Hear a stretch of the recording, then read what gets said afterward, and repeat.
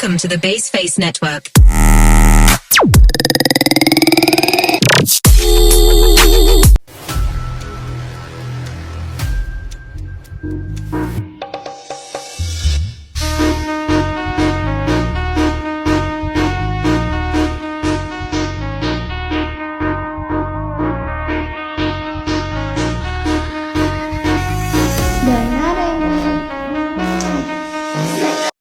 A few moments later.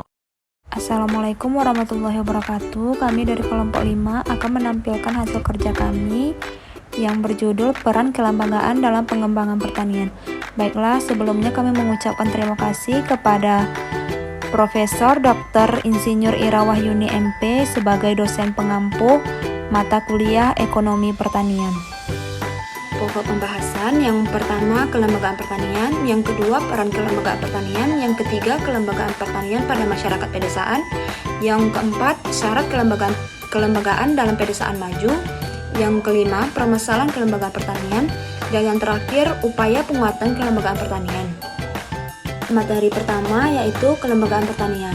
Kelembagaan adalah suatu aturan yang dikenal, diikuti, dan ditegakkan secara baik oleh anggota masyarakat yang memberi naungan dan hambatan bagi individu atau anggota masyarakat. Kelembagaan pertanian adalah lembaga yang ditumbuh kembangkan dari, oleh, dan untuk petani guna memperkuat dan memperjuangkan kepentingan petani, mencakup kelompok tani, gabungan kelompok tani, asosiasi komoditas pertanian, dan Dewan Komoditas Pertanian Nasional. Materi yang kedua adalah peran kelembagaan pertanian. Peran kelembagaan pertanian secara spesifik adalah sebagai wadah petani untuk mengemukakan pendapat, keinginan, masalah-masalah yang dihadapi dalam pengembangan agribisnis. Yang kedua, memenuhi pemasaran produk pertanian dan termasuk menyediakan berbagai informasi yang dibutuhkan oleh petani. Yang ketiga, saluran pemasaran yang mempunyai kegiatan untuk menyalurkan barang-barang dan jasa-jasa dari produsen ke konsumen. Yang keempat, membantu menekan hilangnya hasil panen. Yang kelima, menghasilkan teknologi pertanian dalam upaya memecahkan masalah-masalah. Yang keenam, menganalisis situasi-situasi yang sedang dihadapi oleh petani untuk memecahkan masalah dan mengambil keputusan. Yang keenam, menunjang pertanian terutama yang berhubungan dengan benih, pupuk, pestisida, dan permodalan. Dan yang terakhir, untuk menghimpun dana langsung dari masyarakat atau petani dan fungsi pembiayaan di Indonesia meliputi bank, pemerintah, bank swasta maupun lembaga keuangan non-bank. Materi yang ketiga adalah kelembagaan pertanian pada masyarakat pedesaan. Yang pertama ada kelompok tani. Kelompok tani adalah wadah organisasi yang terdiri dari petani di suatu wilayah atau desa. Mereka bekerja sama dalam hal pertanian, berbagai pengetahuan sumber daya, dan mengkoordinasikan kegiatan pertanian secara kolektif. Yang kedua, koperasi pertanian.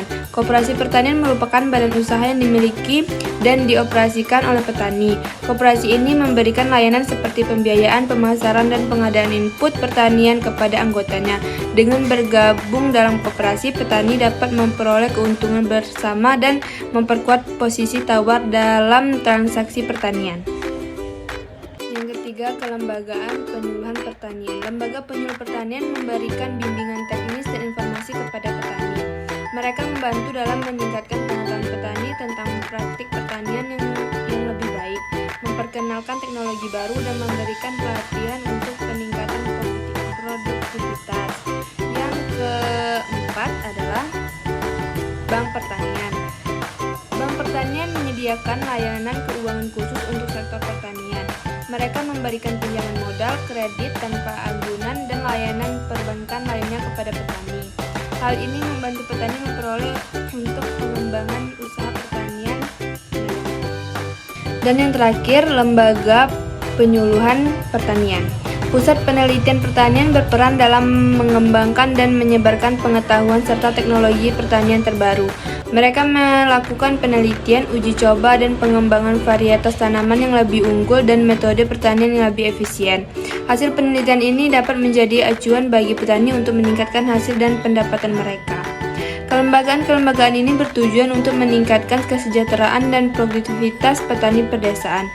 Dengan adanya kerjasama dan dukungan dari kelembagaan tersebut, diharapkan petani bisa menghadapi tantangan pertanian dengan lebih baik dan mencapai hasil yang lebih baik pula.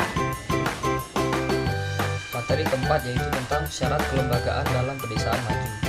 Yang pertama, kelembagaan pemerintahan. Pemerintahan harus memiliki kebijakan yang mendukung pembangunan pedesaan dan mampu memberikan pelayanan publik yang baik kepada masyarakat desa.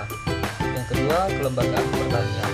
Kelembagaan ini dapat berupa kelompok tani, koperasi pertanian, atau lembaga lainnya yang berperan dalam mengorganisir petani, memberikan pelatihan, penyuluhan, dan memfasilitasi akses ke pasar serta sumber daya pertanian. Yang ketiga, kelembagaan koperasi. Koperasi merupakan lembaga ekonomi yang penting dalam memajukan pedesaan.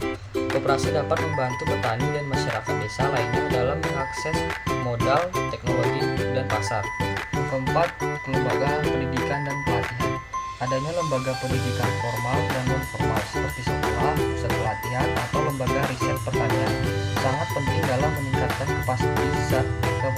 kapasitas masyarakat desa dalam mengelola sumber daya dan mengembangkan usaha di pedesaan. Kemudian yang kelima, kelembagaan keuangan. Kelembagaan keuangan ini dapat membantu masyarakat desa dalam mengakses modal usaha, menyimpan dan mengelola uang, serta melindungi mereka dari risiko keuangan. Yang keenam, kelembagaan masyarakat. Kelembagaan masyarakat seperti lembaga adat, kelompok swadaya, masyarakat atau KSM, atau lembaga kemasyarakatan lainnya dapat menjadikan wadah untuk mengorganisasikan dan menggerakkan masyarakat desa dalam upaya memajukan pedesaan. Kemudian materi kelima yaitu permasalahan kelembagaan pertanian. Yang pertama, regulasi dan kebijakan. Regulasi yang rumit dan birokrasi yang berbilik-bilik juga dapat menyulitkan petani dalam mengakses bantuan pembiayaan atau pasar yang lebih baik. Yang kedua, akses pembiayaan. Banyak petani menghadapi kendala dalam memperoleh akses kebiayaan yang cukup untuk membeli benih, pupuk, alat pertanian, atau modal usaha. Yang ketiga, infrastruktur. Kelembagaan pertanian seringkali mengalami kendala dalam hal infrastruktur yang memadai seperti irigasi yang buruk, jalan rusak, atau kurangnya sarana transportasi. Infrastruktur yang baik sangat penting untuk memperlancar distribusi hasil pertanian dan mengurangi kerugian pasca panen. Kemudian yang keempat, pendidikan dan pelatihan.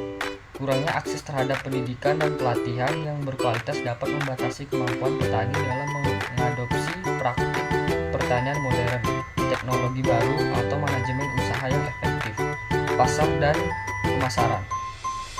Kemudian yang kelima, pasar dan pemasaran. Ketidakseimbangan kekuatan tawar-menawar dengan perantara atau kurangnya akses ke informasi pasar dapat merugikan petani. Kemudian yang ketujuh, ketergantungan pada pertanian tradisional. Beberapa daerah masih mengandalkan pertanian tradisional yang kurang produktif. Diperlukan diversifikasi usaha pertanian dan mengembangkan sektor pertanian yang berbasis pengetahuan dan teknologi. Materi selanjutnya yaitu materi ke-6. Upaya penguatan kelembagaan pertanian. Yang pertama, jalin kerjasama guna memakmurkan petani. Mendorong dan membimbing petani agar mampu bekerja sama di bidang ekonomi secara berkelompok. Selanjutnya yang kedua, pelatihan peningkatan kapasitas SDM petani. Meningkatkan kapasitas SDM petani melalui berbagai kegiatan, pendampingan dan latihan yang dirancang secara khusus bagi pengurus dan anggota. Selanjutnya yang ketiga, bantuan alat pertanian.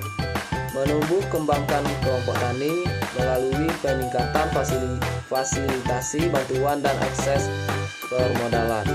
Posisi tawar, peningkatan fasilitasi dan pembinaan kepada organisasi kelompok, dan peningkatan efisiensi dan efektivitas usaha tani.